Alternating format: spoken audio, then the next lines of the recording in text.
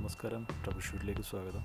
നമ്മളിന്ന് ചെയ്യാൻ പോകുന്ന മെഴ്സീഡസിൻ്റെ ആക്രോസ് എന്ന് പറയുന്ന ഒരു മോഡലിൻ്റെ ചെറിയൊരു റിവ്യൂ ഒന്നുമല്ല. ആ വണ്ടി നമുക്ക് കിട്ടിയപ്പോൾ ഒന്ന് വീഡിയോ കാര്യങ്ങൾ എടുത്തതേ ഉള്ളൂ. ഇവരുടെ മെയിൻ അട്രാക്ഷൻ എന്ന് പറയുന്നത് എൻ്റെ ക്യാബിനാണ് കേട്ടോ. അതിൻ്റെ ഫ്രണ്ടിൽ നിന്നുള്ള വ്യൂ വെച്ച് നോക്കുമ്പോൾ ഒരു പുതിയൊരു ടൈപ്പ് ഡിസൈനാണ് മെഴ്സീഡസ് കൊടുത്തിരിക്കുന്നത്. അതുപോലെ തന്നെ എൻ്റെ ഹെഡ് ലൈറ്റ്സ് ബമ്പറിൻ്റെ ലോസ്റ്റ് പൊസിഷനിലാണ് ഹെഡ് ലൈറ്റ്സ് എല്ലാം കൊടുത്തിരിക്കുന്നത്. അത് മറ്റ് മോഡലിൽ വെച്ച് നോക്കുമ്പോൾ നല്ലൊരു ഡിസൈനാണ് ഈ ആക്രോസിന് കൊടുത്തിരിക്കുന്നത്. നമ്മുടെ ഉള്ളത് ഇപ്പം 40 ടൺ കപ്പാസിറ്റി ഉള്ള ട്രക്കാണ്. ഇപ്പം നമ്മൾ എൻജിൻ്റെ ഭാഗങ്ങളൊക്കെ നോക്കുകയാണെങ്കിൽ നല്ല സ്പേസാണ് ഈ വണ്ടിക്കുള്ളത്. ആ എൻജിൻ്റെ വർക്ക് ചെയ്യുന്നവർക്കുള്ള സൗകര്യം എന്ന് വെച്ച് നോക്കുമ്പം എൻജിൻ സൈഡൊക്കെ നല്ല സ്പേഷ്യസ് ആണ്, വർക്ക് ചെയ്യാനൊക്കെ നല്ല എളുപ്പമാണ്. അതുപോലെ തന്നെ എൻ്റെ ഫ്രണ്ട് പാനൽ തുറന്നു കഴിഞ്ഞാൽ കാണാൻ പറ്റുന്നത് എൻ്റെ കൂളൻ്റ് ഹോസിലൊരു ടാങ്ക്, അതുപോലെ തന്നെ ഇൻ്റർകൂളർ ഭാഗങ്ങളൊക്കെ നല്ല വ്യക്തമായിട്ട് നല്ല ക്ലിയറായിട്ട് കാണാൻ പറ്റുന്നുണ്ട്. എസ്പെഷ്യലി ഈ ഹെഡ് ലൈറ്റിന് കൊടുത്തിരിക്കുന്ന ഗാർഡ്, അതുപോലെ തന്നെ ഫ്രണ്ട് ആ ഒരു ബമ്പർ ഏരിയ മൊത്തം നല്ല സേഫായിട്ടാണ് വെച്ചിരിക്കുന്നത്. നമ്മൾ ഈ കാണുന്ന ഇപ്പോൾ ലെഫ്റ്റ് സൈഡ് ഭാഗമാണ്, ക്യാബിന് നേരെയുള്ള ലെഫ്റ്റ് സൈഡിൻ്റെ ഭാഗമാണ് ഈ കാണുന്നത്. പവർ സ്റ്റിയറിങ്ങിൻ്റെ ചെറിയൊരു ടാങ്ക്, ആ ഭാഗങ്ങളൊക്കെയാണ് ഈ കാണുന്നത്. ചേസിൻ്റെ റൈറ്റ് ഭാഗം തന്നെയാണ്, അത് ഫ്രണ്ട് റൈറ്റാണ്. ഇത് ചേസ് നമ്പർ കാര്യങ്ങളെല്ലാം ആ ഭാഗത്താണ് നല്ല വ്യക്തമായിട്ട് കാണാൻ പറ്റും. മറ്റ് നമ്മുടെ മേക്കുകളെ വെച്ച് നോക്കുമ്പോൾ ചേസ് നമ്പർ കണ്ടുപിടിക്കാനൊക്കെ പാടായി, പക്ഷേ നല്ല വ്യക്തമായിട്ട് കാണാൻ പറ്റുന്നുണ്ട് ചേസ് നമ്പർ കാര്യങ്ങളൊക്കെ. പിന്നെ ടർബോ ഭാഗങ്ങളാണ് ഈ കാണുന്നത്. പിന്നെ എടുത്തു പറയാനുള്ളത് ആഡ് ബ്ലൂ ആണ്. ആഡ് ബ്ലൂ ഒഴിച്ചാണ് വണ്ടി ഓടിക്കേണ്ടത്. അത് മിനിമം ലെവലിന് താഴെ പോകാതിരിക്കാൻ ശ്രദ്ധിക്കണം ഈ വണ്ടിയിൽ. അതിൻ്റെ ഈ എക്സോസ്റ്റ് സിസ്റ്റത്തിലുള്ള ഇഞ്ചക്ടറാണ്, ആഡ് ബ്ലൂ ഇഞ്ചക്ടറാണ് ഈ കാണുന്നത്. അത് നല്ല സേഫായിട്ടാണ് വെച്ചിരിക്കുന്നത് ഈ സിസ്റ്റം ഫുള്ള്. അത് exhaust system full catalytic convert ഭാഗങ്ങളും കാര്യങ്ങളും എല്ലാം ഇഞ്ചക്ടർ ഭാഗങ്ങളും, അതുപോലെ ആ ഏരിയ ഫുള്ള് നല്ല ഗാർഡൊക്കെ കൊടുത്താണ് വെച്ചിരിക്കുന്നത്. അതുപോലെ ഇത് എൻജിൻ്റെ റിയർ ഭാഗമാണ്. റിയർ നമ്മൾ ലോഡ് ബോഡി ചെയ്യുന്നതിന് മുമ്പാണ് നമ്മൾ ഈ പിക്ചർ എടുത്തിരിക്കുന്നത്, കാരണം നല്ല വ്യക്തമായിട്ട് കാണാൻ പറ്റും എൻജിൻ്റെ ബാക്ക് ഭാഗങ്ങളൊക്കെ. ഇതാണ് ഫുള്ള് ഒരു ലോഡ് ബോഡി സഹിതം ക്രെയിൻ ഉൾപ്പെടെ ഫിറ്റ് ചെയ്ത് നമുക്ക് കിട്ടിക്കഴിഞ്ഞെടുത്ത പിക്ചറാണിത്. ഇത് നമ്മൾ ചെയ്തത് ജർമ്മൻ ഗൾഫിലാണ് ചെയ്തത്. ഇന്ത്യയിൽ നോക്കിക്കഴിഞ്ഞാൽ സ്റ്റിയറിംഗ് വീലിൽ നിന്ന് ഒത്തോണിക്കായിട്ട് തന്നെയുള്ള മെഴ്സീഡസിൻ്റെ എംബ്ലം, അതുപോലെ ഫുൾ ഫങ്ഷൻ സ്റ്റിയറിംഗ് വീലിൽ തന്നെ നമുക്ക് ചെയ്യാൻ പറ്റും കാര്യങ്ങളൊക്കെ. പിന്നെ ബാക്കിയുള്ള ഈ കാണുന്നതെല്ലാം ഡാഷ്ബോർഡിലുള്ള ഓപ്ഷൻസുകളാണ്.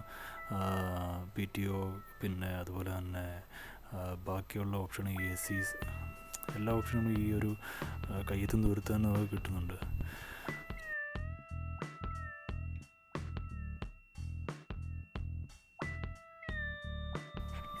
പിന്നെ പറയാനുള്ളത് ക്ലസ്റ്റർ, അതുപോലെ മൾട്ടി ഫങ്ഷൻ ക്ലസ്റ്ററാണിത്. അതുപോലെ തന്നെ കീ സ്ലോട്ട്, നോർമൽ കീ അല്ല ഇതിൽ. ഇതാണ് എൻ്റെ കീ. ഇത് നമുക്ക് ഈ കൊളാപ്സ് ചെയ്ത് നമുക്ക് അകത്തോട്ട് തന്നെ വെക്കാം. ഇതിൻ്റെ കീയുടെ പോർഷൻ അത് ഈ ഡോറിൻ്റെ ലോക്കിന് മാത്രമാണ് ഉപയോഗിക്കുന്നത്. ബാക്കിയുള്ള എൻജിൻ കമ്പോണൻസ് എല്ലാം ഓൺ ചെയ്യാൻ, അതുപോലെ പവർ യൂണിറ്റ് ഓൺ ചെയ്യാനെല്ലാം നമ്മൾ ഈ ഒരു കീ ആണ് യൂസ് ചെയ്യുന്നത്.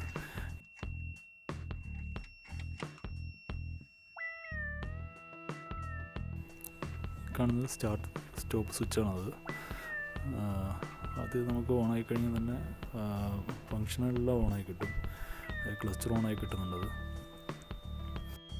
ഇതിൻ്റെ ക്ലസ്റ്ററിലുള്ള ബാക്കി ഫങ്ഷനുകളൊക്കെ നമുക്ക് എല്ലാം ഒരു നോർമൽ ഒരു ഡ്രൈവർക്കെല്ലാം ചെക്ക് ചെയ്യാൻ പറ്റുന്ന രീതിയിലുള്ള ഫങ്ഷനുകളാണെല്ലാം.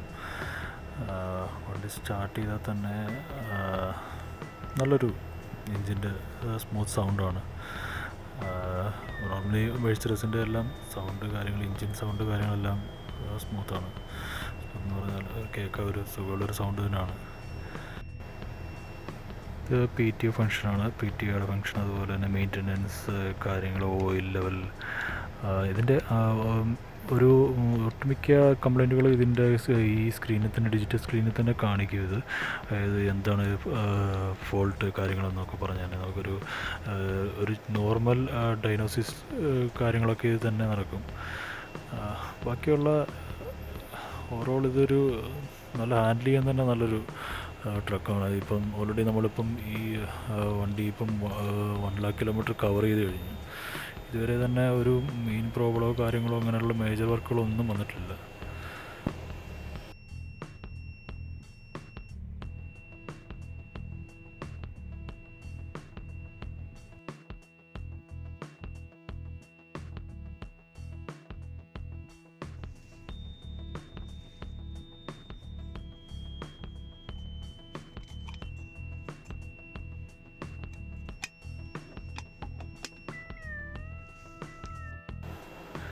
ഗിയർ ബോക്സ് കാര്യങ്ങൾ ട്രാൻസ്മിഷൻ ഉണ്ട്, പക്ക ട്രാൻസ്മിഷനാണ്. അതുപോലെ തന്നെ ഗിയർ ഷിഫ്റ്റിങ് കാര്യങ്ങളെല്ലാം നല്ല സ്മൂത്താണ്.